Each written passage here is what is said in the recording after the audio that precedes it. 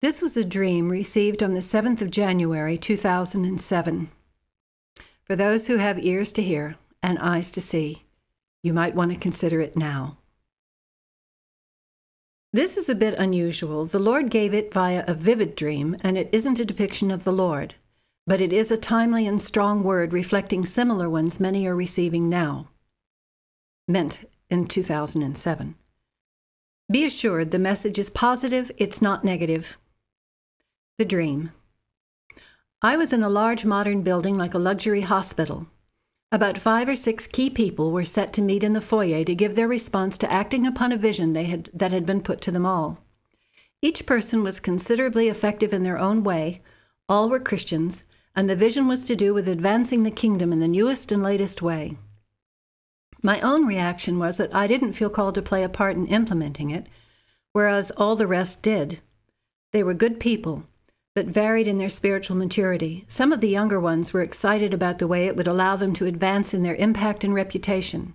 The older one or two were more concerned about effectively carrying it out to the best of their abilities and influence. None were entirely wrong in their attitudes.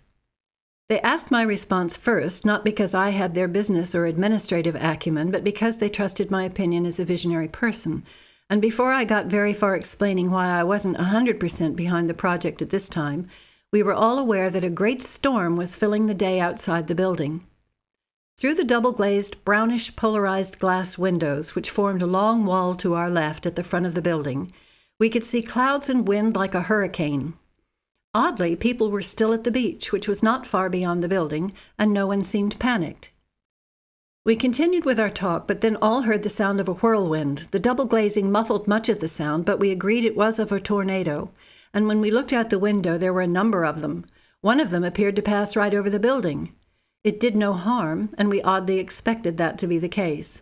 The receptionist kept handling an inquiry. Business seemed to be going on as usual. I went to the window and saw dense storm clouds with a dull glow and thought they told of a hurricane passing through. But as I looked, the whole right half of the sky started to be obliterated by a much greater front, which seemed to be made up of darkness itself. As it advanced, all light was blotted out, and deathly stillness came. This was like a changing of things on earth, much bigger than a storm causing havoc. And when I turned back to the group of men, they were completely undone. Nothing of any lesser import mattered at all. All previous works, all abilities, all plans, all spheres of influence meant nothing by comparison. The older, more substantial men were sobered, even though staggered, and I felt they would somehow end up rallying to the new circumstances. The younger ones weren't able to think, and were more or less losing it. This was the response of most of the people outside. As a check on how bad the devastation was on people, someone asked if they'd seen any blood yet from flying debris. It was confirmed that someone had come into casualty with their jacket partly soaked in blood. We seemed relieved that this was so, as if it confirmed that this new circumstance was real and that we should get active. But again, oddly, the injured person seemed more hurt by being in such a confused and shocked state than by whatever injury he had. Overwhelmingly, the population was in a decimated state mentally and emotionally. It was as if nothing inner could carry on inside them. No thoughts came. No one could think of what to do or make sense of their circumstances. I knew that chaos now reigned. All systems were disrupted. All infrastructures wouldn't operate. I went outside to see the extent of the damage for myself. In the eerie gloom of the last fading light, I could see a chasm had appeared out to sea, and it had swallowed up all of the English Channel. The chasm looked like the Grand Canyon, and the seabed was exposed. I felt the Lord urging me to look at the chalky bedrock and to appreciate how deep the canyon was, as if I must accurately tell of it. I still don't know why. Even as I painted the picture later, he seemed especially concerned about the whiteness of the bedrock. It goes counter to the physical properties within the picture to keep the whiteness of the chalk so light, but it seemed to have special significance. I don't have that meaning now. I'm not sure I got the whiteness light enough in the picture to match what he was trying to show. It was almost as if light, not hellish light, but good light, was coming up out of the depths. I do know that when I painted the picture, the whiteness relieved the direness of the mood that was on me in having to labor over such heavy pictures. It may indicate the goodness he intends to have come forth out of the depth of the badness. When I woke up, I immediately sought the Lord for a word. He reminded me that A time is coming when no man can work. He also emphasized John the Baptist's dissatisfaction with those who wanted in on baptism without seriously repenting first. "You brood of vipers, who told you to escape from the coming wrath?" Only then did I see the darkness as part of God's wrath. Then I recalled that darkness was one of the plagues of Egypt and was so dense no one could see their hand in front of their face. In the 1950s, just such a darkness had happened at noonday in England, and so crushing was it that many people committed suicide during it, thinking it was the end of the world. No one could ever explain what caused it.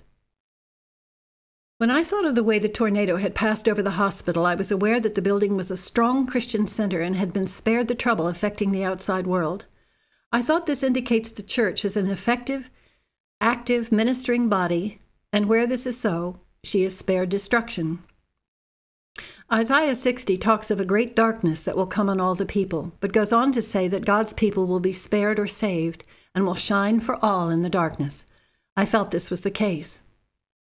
It isn't apparently usual for the person who gets a vision to understand the meaning, but usually I do get both. I feel this was a very serious word, that there will be stormy times which seem like enormities, but that suddenly, there will be an all-encompassing darkness that arrives on the tail of them. Just as in the dream when we were taken unawares in the business meeting, so will everyone be when this event takes place. It happens out of nowhere, and it happens fast. Business is able to go on as usual during the first troubles, but the latter time works to shatter all that man relies upon. I'm sure it also indicates actual earthquakes and transformation of geographical features. Even busy Christians can go under if they have grown more in accomplishments than they have in their bedrock surety about the Lord in their lives. The bottom line is that we must all grow in our belief in Jesus, our absolute certainty in Him as Master, Savior, companion for all things, the sort of relationship that would have held firm in Auschwitz when He couldn't be felt, or in the midst of a delirious fever. All people will have need of knowing Him as their anchor, and none of the former things will stand up anymore against the enormity of the times.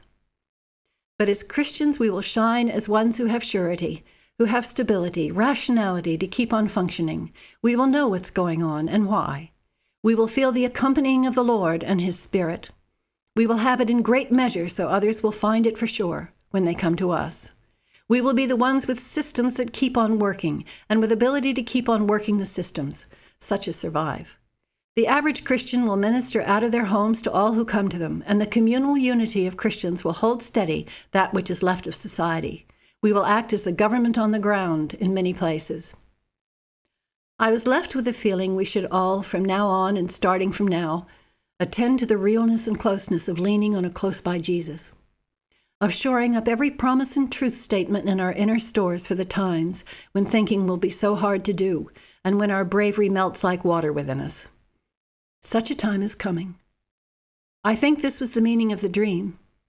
We'll all be in it together, and we all make it through, saving many, so many. God bless.